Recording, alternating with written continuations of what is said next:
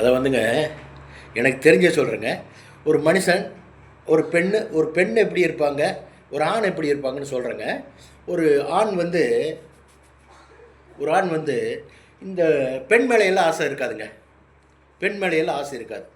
சின்னதுலேருந்துன்னா ஒரு குடிப்பழக்கம் வந்ததுக்கப்புறம் பெண் மேலையில் அப்போ ஆசை இருக்காதுங்க அவனுக்கு. இந்த குடி தான். காலையில் எழுந்திரிச்சிட்டு ஒரு பெக்கு போடணுங்க. பெக்கு போடணும். காசு இருக்க வரையிலும் வீட்டிலேருந்து எடுத்துகிட்டு போய் குடிப்பான். காசு இல்லைன்னா நாய் மாறு அலைவான். ஃப்ரெண்டார் வர்றான், சொந்தக்காரார் வருவான், அவன் வருவானா, இவன் வருவானா அப்படின்னு.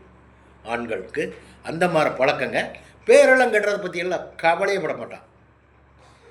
அவ்வளோ கௌரவமாக இருந்தவன் பேர் கட்டுறது அவனை போய் கேட்டால் 10 ரூபா கேட்டால் அசிங்கமாக நினைப்பானே அப்படின்னு நினைக்கவே மாட்டான். அவனுக்கு ஒரு பெக்கு அடிக்கணும்.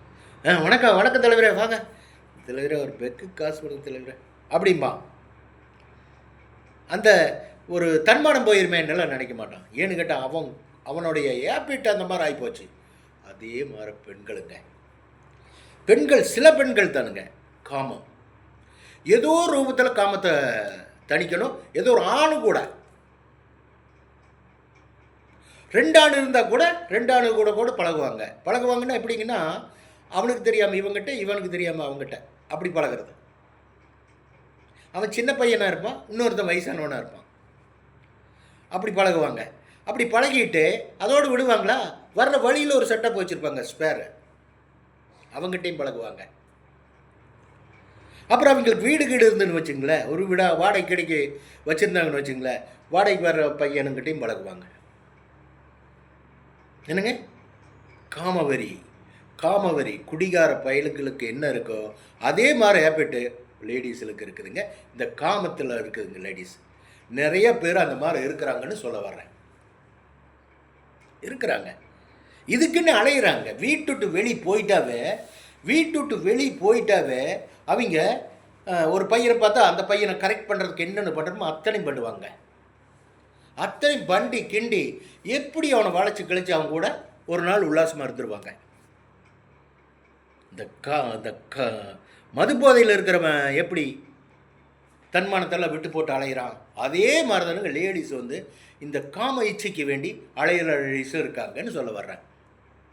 அவங்களுக்கு மானம் கிடையாதுங்க, மரியாதை கிடையாதுங்க, ஒன்றுமே கிடையாதுங்க. காமத்தை எப்படி அனுபவிக்கணும்? ஒரு பையனை பார்த்தாச்சுன்னா டக்குன்னு கண்ணு குத்துனோன்னு என்ன ஆகும்? இந்த பையனை எப்படி கரெக்ட் பண்ணுமே?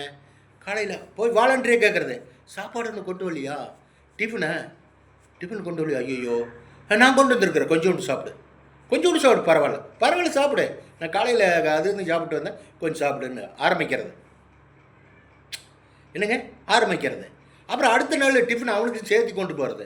என்னென்னு கேட்டால், நேற்றே நீ டிஃபன் இல்லாமல் வந்த, டிஃபன் போடும்போது உன்ற நேரம் வந்துருச்சு, அதனால் உனக்கு கொஞ்சம் சேர்த்து கொண்டு வந்தேன். அப்போ ஃப்ரூட்ஸ் ஏதாவது இருந்ததுன்னா அதை எடுத்துகிட்டு போகிறது, கொண்டு போய் கொடுக்கறது. என்னங்க?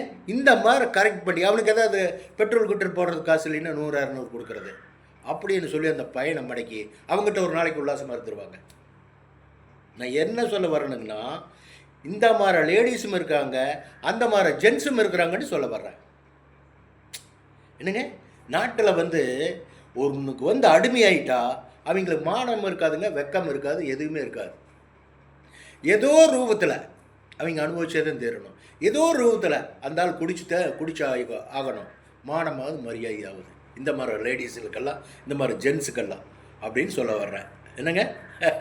அவங்க பின்னால் இது என்ன நடக்குன்னா, பின்னால் அவங்க நோய்வாய்ப்பட்டு அல்லோடுப்பட்டு ரொம்ப கஷ்டப்பட்டு கேட்பார் இல்லாமல் சாவாங்கன்னு சொல்ல வர்றேன்.